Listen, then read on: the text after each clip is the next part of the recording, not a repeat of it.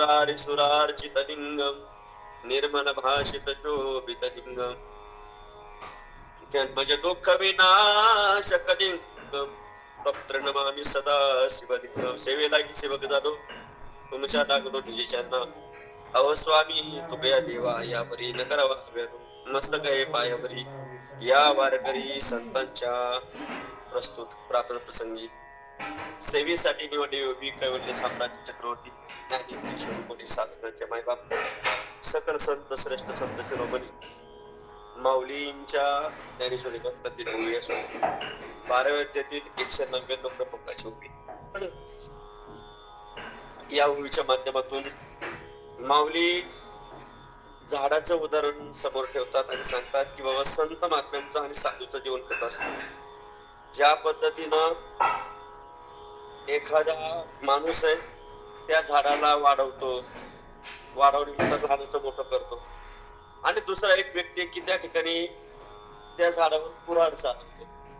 मात्र ते झाड भेदभाव करत नाही की बाबा ज्यांनी आपल्याला लहानाचं मोठं केलंय त्यालाच मधुराची फळं देणार, त्यालाच शीतलाची सावली देणार आणि ज्यांनी कुऱ्हाड चालवलेली त्याला शीतलाची सावली मिळणार नाही किंवा ते असणारे फळं चाकायला मिळणार नाही. हा भेदभाव ज्या पद्धतीनं झाडाच्या ठिकाणी नसतो त्याच पद्धतीनं संत महात्म्यांच्या ठिकाणी भेदभाव नसतो. ज्यानं त्या ठिकाणी त्रास दिलेला आहे त्याचाही उद्धार करण्याचं काम संत महात्मे करतात आणि ज्यांनी सांभाळलेलं आहे त्यांचा सुद्धा त्या ठिकाणी उद्धार करण्याचं काम संत महात्मे करत असतात. हे पटवून देत असताना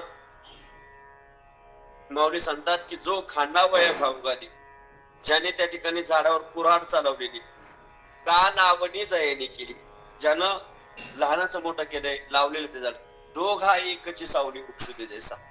म्हणजे ते झाड दोघांना समान न्याय देतं, समान त्या ठिकाणी वागणूक देतं. लक्षात घ्या. आता खरं तर तब्येत एवढी पाहिजे तशी ठीक नाही तरी पण तू माऊली जशी बुद्धी देतील ज्ञानोबराज जशी बुद्धी देतील त्या पद्धतीनं बोलण्याचा प्रयत्न करतोय. मग हे पटवून देत असताना माऊली सांगतात की ना तरी इच्छितो गाळीतिया कडू पाळीतिया गुरु नवीची किवी. ज्या पद्धतीनं ऊस आहे तो ऊस कधी भेदभाव पाळतो का की ज्यानं आपल्याला सांभाळलेलं आहे त्याच्यासाठी गोड आणि ज्याने चरख्यामध्ये घातलेलं आहे त्याच्यासाठी कडू असं कधीच नाही. ना तरी इक्षिदंतू म्हणजे ऊस गाळीतिया कडू पाळीतिया गुरु नव्हेची केवी. चकारात्मक सांगतात की ज्यानं चरख्यामध्ये घातलेलं आहे त्याच्यासाठी कडू आणि ज्याने लहानाचं मोठं केलंय त्याच्यासाठी गोड. असा भेदभाव त्या ठिकाणी ऊसाच्या ठिकाणी नसतो, असा भेदभाव झाडाच्या ठिकाणी नसतो. त्याच पद्धतीनं आमचे संत महात्मे असतात की इथं आल्यानंतर केवळ आणि केवळ या ठिकाणी समान न्याय देण्याचा प्रयत्न करतात. ज्यांनी सांभाळलं त्याला सुद्धा त्या ठिकाणी उद्धार करतात आणि ज्यांनी त्रास दिला त्याचा सुद्धा उद्धार करतात. आपल्याला सगळ्यांना ज्ञात नाथबाबांच्या जीवनातील प्रसंग आपल्याला सगळ्यांना माहिती आहे. यौवन अंगावरी थुंकला प्रसाद देऊन मुक्त केला. आपण दृष्टांतासहित अनेक कीर्तनामध्ये ऐकतात. 108 वेळेस येऊन तुकला शेवटी त्याला दया आली, पाया पडला की नाथबाबा चुकलं, मुलीचं लग्न होतं, कोणीतरी सांगितलं की अशाच्या पद्धतीनं नाथ महाराजांचा राग आणला तर त्या ठिकाणी पैसे दे किंवा मुलीच्या खर्चासाठी त्या ठिकाणी तुला 4 रुपये दिले जाते. आमिषाला बळी पडलो परंतु माझी चुकी झाली, परंतु त्याची चुकी पदरामध्ये घेऊन त्या ठिकाणी सांगितलं यौवन अंगावरी थुंकला प्रसाद देऊन मुक्त केला. म्हणजे त्रास दिला परंतु मुक्त केलं. लघु सिद्धांत कौमुदी नावाच्या ग्रंथामध्ये फार जटिल ग्रंथ आहे व्याकरणामधला. त्या ग्रंथामध्ये पहिल्याच अध्यायामध्ये सूत्राचे 6 प्रकार सांगितले. संज्ञाच परिभाषाच विधिर नियम एवच अतिदेशोधिकारश्च षडविधम सूत्र लक्षण. त्याच्यामध्ये 6व्या क्रमांकाचं जे सूत्र आहे अधिकार नावाचं, या अधिकार नावाचं सूत्र काय करतं, ज्या ज्या ठिकाणी अडचण पडेल 3000 सूत्र आहेत, ज्या ज्या ठिकाणी अडचण पडेल त्या त्या ठिकाणी अगदी अधिकार त्या ठिकाणी स्वतःचा अधिकार गाजवतो आणि तिथून वाट मोकळी करण्याचं काम करतं. त्याच पद्धतीनं संत महात्मे त्रास झाला तरी चालेल परंतु त्या ठिकाणी माझा बांधव सुखी झाला पाहिजे. काय करतात ते वाढावया सुख भक्ती भाव धर्म कुळाचारी नाम विठोबाचे. आपण ज्यांच्या कुशीमध्ये आहोत, ज्ञानदेव रचिला पाया, हम्म तुका झालासे कळस वगैरे वगैरे नाही का, ज्ञानदेवनी पाया रचलेला आहे, तुकोबाराय कळस झालेले आहेत. माऊलींच्या जीवनातलं उदाहरण पहा आपण, ज्यांचा अवतार केवळ आणि केवळ तुमच्या आमच्यासाठी. समाजानं काय दिलं? केवळ आणि केवळ अपमान दिला. मधुकरी मागायला गेले तर त्या ठिकाणी खऱ्या अर्थानं झोळीमध्ये चिखलच टाकला. इंद्रायणीमध्ये स्नान करण्याकरता गेल्यानंतर त्या ठिकाणी संन्याशाची मुलं म्हणून त्या ठिकाणी आंघोळ करून दिली नाही. हा इतिहासही आपल्याला माहिती आहे. परंतु माऊलींनी ज्यावेळेस गीतेसारखा अजून ग्रंथ तयार झाला त्यावेळेस निवृत्तीनाथ बोलतात की बाळा बोल, आज तुझी काही मागशील ते मी तुला द्यायला तयार. हे सांगत असताना त्या ठिकाणी माऊली सांगतात की दादा माझ्या जीवनामध्ये मला काय नको, एकच दे, किंबहुना सर्व सुखी पूर्ण व्हायचे तिन्ही लोकी बजी जो आधी पुरकी अखंडित किंवा जे खळांची व्यंकटी सांडो तया सत्कर्मी रती वाढू भूतास परस्परे पडो म्हणजे जीवांचे, नाही का. माझ्या जीवनामध्ये दादा एकच दे, जे खळ लोक आहेत त्यांचे ते खळपणा जावं, दुष्टपणा जावं हीच माझी इच्छा. तुकोबारायांच्या जीवनाकडे पहा. वैशाख महिन्यातला दिवस आहेत, ऊन दिवसाचे 12 वाजले, ऊन मी म्हणते अशा अवस्थेमध्ये काही प्रकार लोकांनी तुकोबारायांना घाडावर बसवलं. घाडावर बसवल्यानंतर त्या ठिकाणी दिंड काढलेले, कोणी धोतर ओढतय, कोणी त्या ठिकाणी शर्ट ओढतय. एका सद्गुरूचा सांगितलं, महाराज अहो हे तुमची टिंगल करतायत, टिंगल टवाळी करतात, तुम्हाला काय वाटत नाही का? त्यावेळेस तुकोबारांनी सांगितलं वाटतंय ना. म्हटले बघा ना, वैशाख महिना आहे, दिवसाच्या 12:61 आहे, मी उन्हाचा प्रहर आहे, सगळी लोक त्या ठिकाणी चालत चाललेत आणि मी गाढवावर बसलोय, सगळ्यांच्या पायामध्ये चप्पल नाही आणि मी गाढवावर बसलोय, याचं मला वाईट वाटतंय. याच नाव संत आहे. म्हणून कोणीतरी म्हटलं, जे का रंजने गांजने त्यासी म्हणे दो आकुले, ओची साधू ओळखावा देव ते त्याची जाणावा. थोडक्यात सांगायचा मुद्दा एवढा आहे की इथं आल्यानंतर स्वतःला त्रास झाला तरी चालेल, परंतु माझा बाजू सुखी झाला पाहिजे असा झाकणारा वर्ग जर कोणता असेल तर केवळ आणि केवळ संतांचा वर्ग. त्यांचं जीवन कसं असतं, कधी कधी कीर्तनामध्ये मी सांगत असतो, त्या पद्धतीने आमच्या मातांमध्ये त्या ठिकाणी घरामध्ये भाजी करतात. भाजी करत असताना त्या ठिकाणी वेगवेगळे पदार्थ टाकले जातात. तिखट असतं, हळद असते, मिरी असते, त्यामध्ये कढीपत्ता असतो. एकदा प्रसंग आता की एका वाटीमध्ये कढीपत्ता आहे, एका वाटी कढीपत्ता आहे, बटाटा आहे, वाटाणा आहे, अशा अवस्थेमध्ये तो असताना बटाटा त्या ठिकाणी कढीपत्त्याला बोलतो, काय रे तुला काय वाटत नाही का? एवढं एवढं गरम तर माता माऊली करते की अक्षरशः त्या तेलामध्ये उकळे पडतात. असल्या तेलामध्ये तुला टाकलं जातं, तुला काय वाटत नाही का? तो बिचारा शांत बसला. परत त्या ठिकाणी त्याला दिवसलं त्या बटाट्याने, अरे ते जाऊ दे.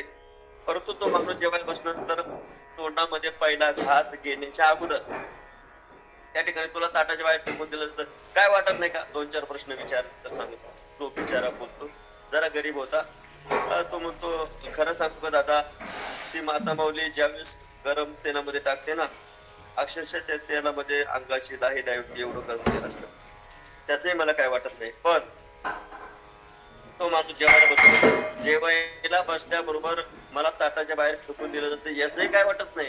परंतु ज्या वेळेस माझं त्या ठिकाणी पहिला घास तोंडामध्ये घेण्याच्या अगोदर माझ्या जो जेवणार आहे त्याच्या मनाची जी तृप्तता होते, माझ्या शरीराच्या सुगंधाने त्याच्यामध्ये मला समाधान आहे.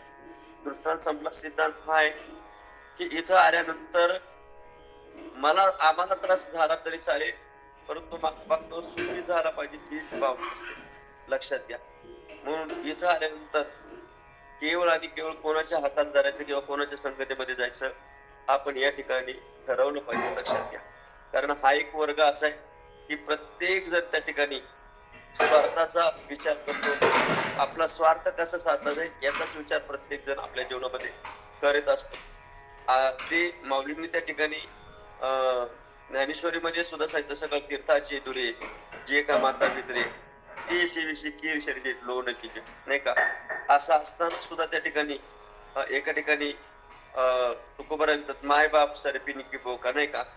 जरी प्रत्येक जण त्या ठिकाणी मुलाला वाढवत असताना कुठं ना कुठं तरी थोडाफार स्वार्थ त्या ठिकाणी आई वडिलांचा असतो.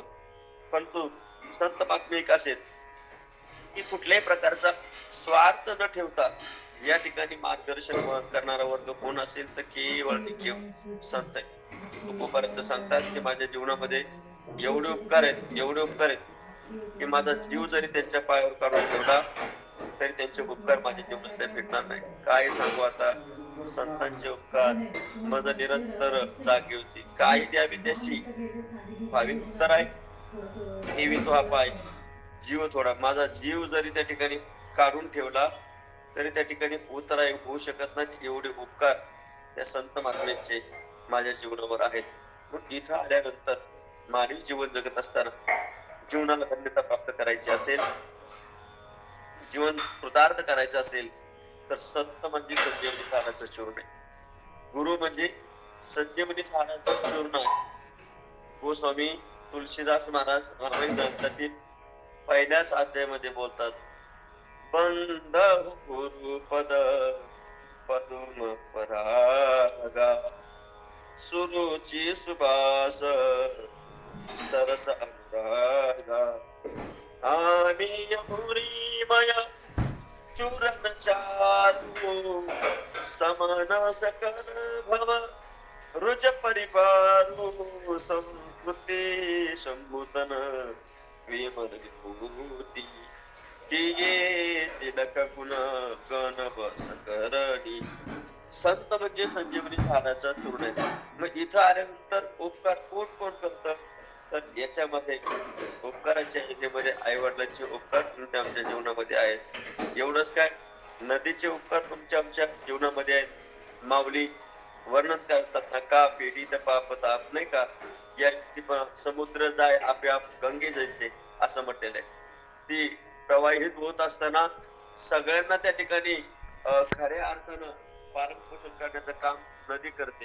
त्याच्यानंतर उपकारामध्ये कोणाचा नंबर लागतो तर त्या ठिकाणी झाड आहे नाही का. आपण एक त्या ठिकाणी दगड मारल्यानंतर त्या दगडाच्या बदल्यामध्ये जवळजवळ 2-4 आंबे देण्याचं काम त्या ठिकाणी झाड करतं. लक्षात घ्या. त्याच पद्धतीनं संत महात्म्यांचं जीवन इथं आल्यानंतर केवळ आणि केवळ जीवनामध्ये परोपकार करण्याचं काम करतात. तसं तुकोबाराय सांगतात की आमचं घरी वैकुंठ आहे, आम्ही वैकुंठवासी आलो याचे कारण अशी बोलिले जे ऋषी साच भावी वर्ताया झाडू संताचे मार्ग आडनाडी भरले जग उचिष्टाचा भाग शेष उरला तो सेव. इथं आल्यानंतर तसं तर म्हणतात आमचं घर वैकुंठ आहे, परंतु या ठिकाणी येतात कशा करतात तर जगाच्या कल्याणा संतांची विभूती देह कष्ट विद्ये परोपकार. मग दुसरा फायदा काय नाही, जोपर्यंत त्यांच्या आपण संगतीमध्ये बसत नाही तोपर्यंत आपल्याला सुद्धा कळत नाही. लक्षात घ्या.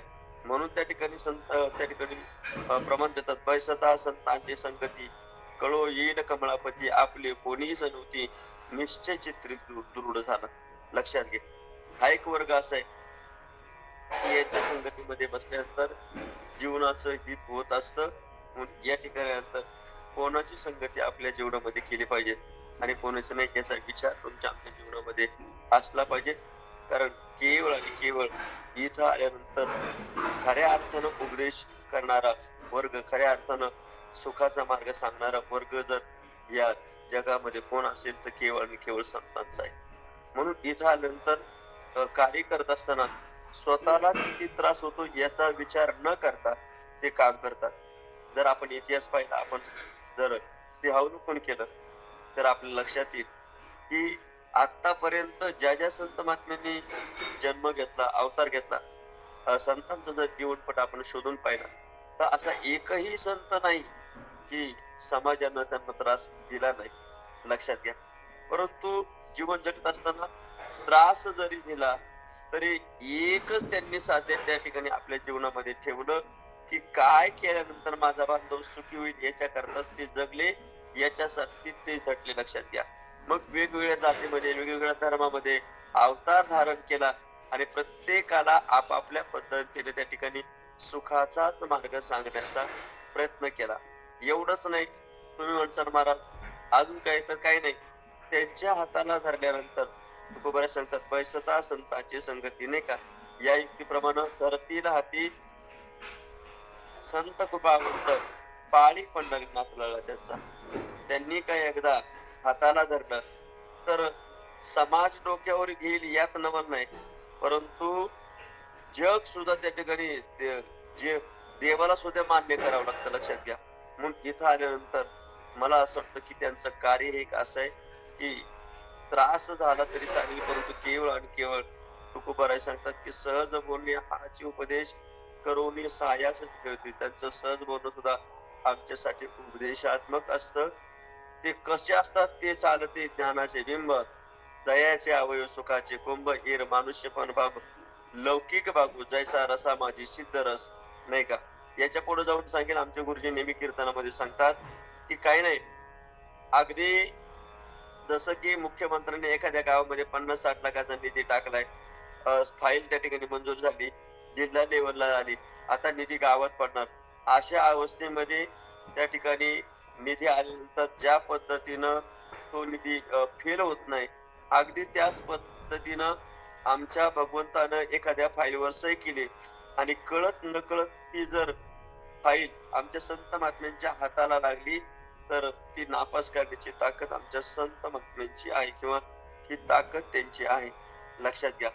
कारण अ, अधिकार त्यांचा तेवढ्या लक्षात घ्या. हे पटवून देत असताना मी एक तुम्हाला दृष्टांत सांगतो. आमचे गुरुजी नेहमी कीर्तनामध्ये सांगत असतात, लक्षात घ्या. एक साधू आहे, अत्यंत त्या ठिकाणी भजनामध्ये नेहमी त्या ठिकाणी तल्लीन होत असायचा. परंतु एक दिवस उन्हाळ्याच्या दिवशी भूक लागली. भूक लागल्यानंतर हा फुकट खाऊ नये असा हा त्यांचा नेम होता.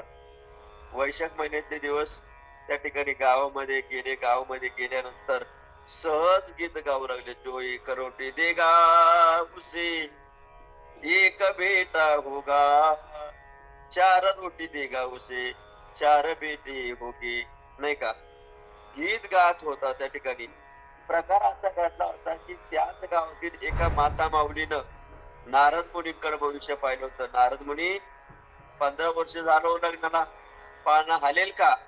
नारद मुनींनी, आता नारद मुनींचा वशिला महत्व होता, थेट देवाला फोन केला, ओ भगवंत, अशी अशी माता माऊली असं असं गाव आहे, सांगा तिच्या जीवनामध्ये 15 वर्ष झाले लग्नाला, पुत्र प्राप्ती होईल का, संतती आहे का, संततीचा योग आहे का. भगवंतांनी सांगून टाकलं, नारदा सांगून टाक, या जन्मात तर पुत्र संतती नाही, परंतु येणाऱ्या 7 जन्मामध्ये पुत्र संतती नाही. नारद मुनींनी सांगून ठेवलं की आई साहेब वाईट वाटून घेऊ नका, परंतु येणाऱ्या 7 जन्मामध्ये पुत्र संतती पुत्र प्राप्ती नाही. असं म्हटल्यानंतर तिनं सांगितलं, ठेविले आनंदे तैसे ते राहावे, चित्ती असू द्यावे समाधान. परंतु बऱ्याच दिवसानंतर त्या ठिकाणी आमचे साधू महाराज त्या गावामध्ये जात असताना संगीत गात होते, जो एक रोटी देगा उसे एक बेटा होगा, चार रोटी देगा उसे चार बेटे होगे, नाही का. एक भाकर देईल त्याला एक मुलगा होईल, 4 भाकरी देईल त्याला 4 मुलं होतील. आणि हे ऐकत असताना त्या माता माऊलीने त्या ठिकाणी ते असणारं भजन ऐकलं आणि सांगितलं, का हो नारद साधू महाराज, एक भाकर दिली तर एक मुलगा हो म्हणले होईल, आणि 4 भाकरी दिले तर 4 मुलं होईल. पोतीच्या नजरे त्या ठिकाणी पदरा खाली 4 भाकरी घेतल्या आणि साधू महाराजच्या जोडीमध्ये टाकला.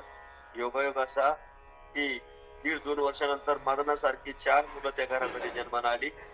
गोकुळ अगदी स्मशान झालेलं घर, परंतु गोकुळ झालं. आणि अशा अवस्थेमध्ये त्या ठिकाणी खऱ्या अर्थानं त्या ठिकाणी नारद मुनींनी पाहिलं की अरे एकही मुलगा नव्हता, 4 मुलं दिसत आहेत. सहज विचारलं, आई साहेब मुलं कोणाची. त्या माता माऊली सांगितलं की महाराज तुमच्या आशीर्वादाने 4 मुलं झाले, नाही का. असं म्हटल्यानंतर आनंद वाटला पाहिजे. नारद मुनींना आनंद वाटला नाही, दुःख झालं. दुःख यासाठी वाटलं की भगवंतांनी त्या ठिकाणी एकही मुलगा नाही असं सांगितलं, 4 मुलं कशी दिली. देवाकडे भक्त म्हणून त्या ठिकाणी थेट नारद मुनी वैकुंठाला गेले. ए देवा बाहेर निघ, ए देवा बाहेर निघ. लोक जे म्हणतात, संत महात्मे म्हणतात ना, धुंद झाला तुझा दरबार, चोरट्याचा बहुमान केला, कीर्तनाचा अपमान केला वगैरे वगैरे. त्या ठिकाणी भगवंताने पोट धरलं होतं. नारदा अरे लय पोट दुखतंय. त्यावेळेस म्हटलं नारद मुनी शांत झाले. विचार सांगा भगवंता, कोणतं जडीबुटी देऊ, कोणतं औषध आणू. काय नाही म्हणले, माणसाच्या काळजाचा लेप दिल्यानंतर माझं पोट राहील. असं पहिलं रुक्मिणी मातेचं घर गाठलं. आई साहेब भगवंताचं पोट दुखतंय, काय पाहिजे. काय नाही म्हटले, भगवंतांनी सांगितलं माणसाच्या काळजाचा लेप दिला की माझं पोट राहणार आहे. चला म्हटले पुढच्या घरी. सत्यभामेच्या घरी आई साहेब काय होते? काय नाही म्हटले, भगवंताचं पोट दुखतंय. काय पाहिजे?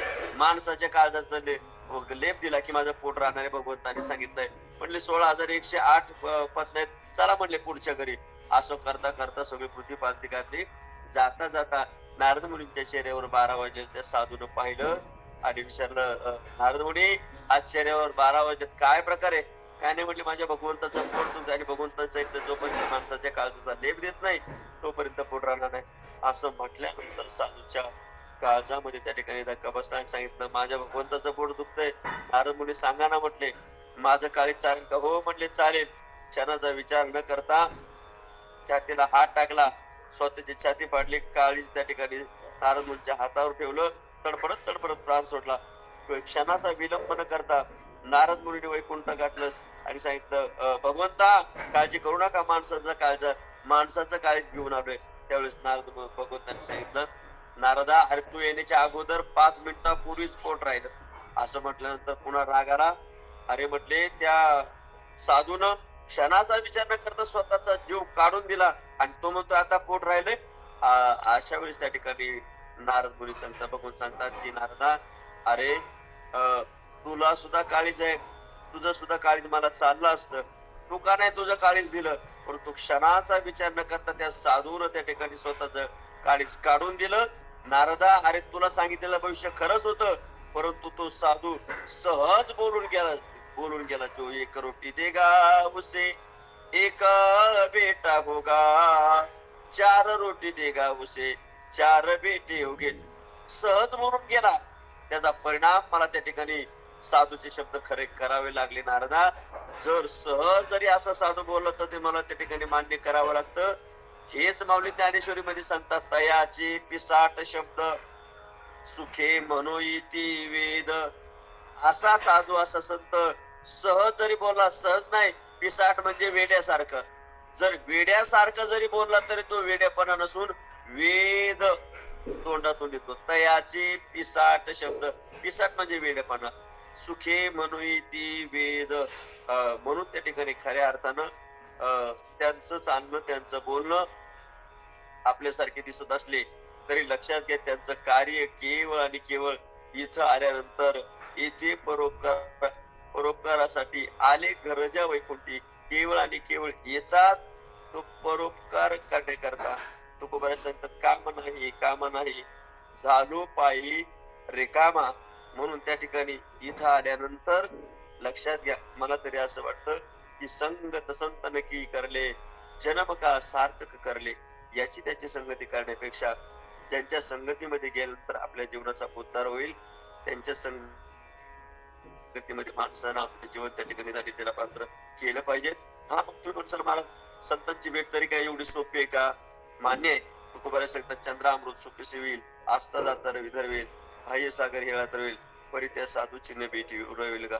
चंद्राचं अमृत सेवन करता येईल, आस्थेला जाणारा सूर्य कदाचित धरता येईल, अशक्य असणारा समुद्र कदाचित तरुण जाता येईल, परंतु संतांची भेट होणं अवघड आहे, बहु अवघड आहे. संत भेटी परित्या जगजेची करुणा केली. मात्र निश्चितच ज्ञानोबा सांगतात की इथं आल्यानंतर कुठं ना कुठं तरी विश्वास धरून जर त्या ठिकाणी चाललो तर निश्चितच माऊली सुद्धा ज्ञानेश्वरी रूपानं त्या ठिकाणी दर्शन देतील. भाव धरून या वाचे ज्ञानेश्वरी, कृपा करी हरी तयावरी. एवढंच काय तर स्वमुखी आपण सांगे श्री विष्णू श्री गीता हा कृष्ण अर्जुनीशी.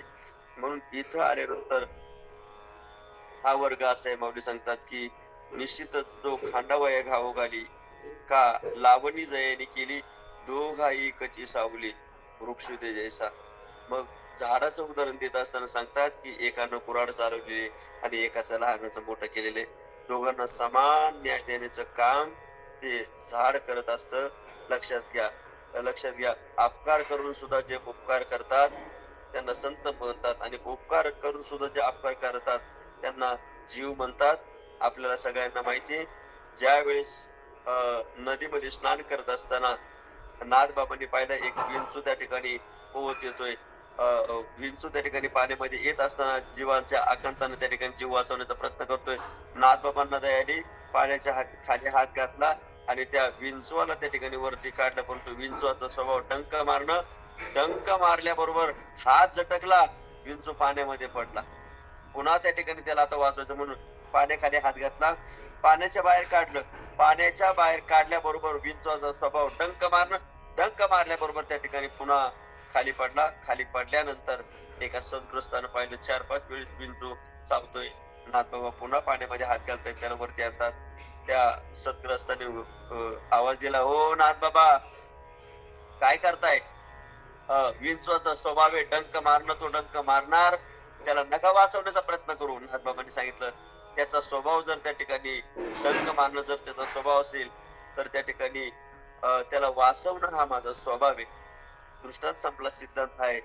तर त्या ठिकाणी विंचवाचा स्वभाव ते एकदा नाही तर अनेक वेळेस तो विंचू चावला, परंतु शेवटी नाथबाबांनी त्याला बाहेर काढलं. म्हणजे अ, अपकार त्या विंचवाने केला, पण तो अपकार करून सुद्धा जे उपकार करतात त्यांना संत म्हणतात, आणि उपकार करून सुद्धा जे अपकार करतात त्यांना जीव म्हणतात. म्हणून इथं आल्यानंतर आपण आपल्या जीवनामध्ये जीवनाला सार्थकता प्राप्त करायचे का, जीवनाला धन्यता प्राप्त करायची आहे का, मग कुठं ना कुठं तरी आपण संतांच्या संगतीमध्ये गेलं तर जीवन कृतार्थ होईल. मौली हरिपाठामध्ये सांगतात, संतांची संगती संतांची संगती नाही का, संतांची संगती मनोमार्ग गती, हा कळावा श्रीपती येणे बनते. आणि हा मार्ग दाखवण्याचं काम या ठिकाणी कोण करतं, तर केवळ आणि केवळ संतच करत असतात. धरती हाती संत कृपावंत, पाळी पंढरीनाथ लाल त्यांचा. ते कसं चालवतात हे सांगत असताना सांगतात, की एखादा मुलगा त्या ठिकाणी चालत असताना अगदी ते माता माऊलीला आनंद वाटतो, आईला आनंद वाटतो. त्याच्या दोन्ही हाताला त्या ठिकाणी ती आई धरते, नाही का. आणि जसं तो बाळ चालत त्या पद्धतीने पाऊल टाकत असते. बालकाची साली माता जाणून पाऊल घाली, तैसे संत जगी क्रिया करून द्यावी त्यांची. अर्भकाच्या हाती भक्ती पण ते धरली पाठी, तैसे संत जगी क्रिया करून द्यावी त्यांची. या पद्धतीने ते जगत असतात. म्हणून इथं आल्यानंतर जीवनाला गोडवा प्राप्त करायचा असेल, जीवनाला मुलायमता प्राप्त करायची असेल, तर तुकोबाराय सुद्धा सांगतात ना, तेची माझे हित करीती सकळ, जे नेहा गोपाळ कृपा करी. विठ्ठल विठ्ठल विठ्ठल विठ्ठल, कुंडली कवरदा हरी विठ्ठल. श्री ज्ञानदेव तुकाराम पंढरनाथ भगवान की जय. मौली ज्ञानेश्वर महाराज की जय. जगद्गुरु तुकाराम महाराज की जय.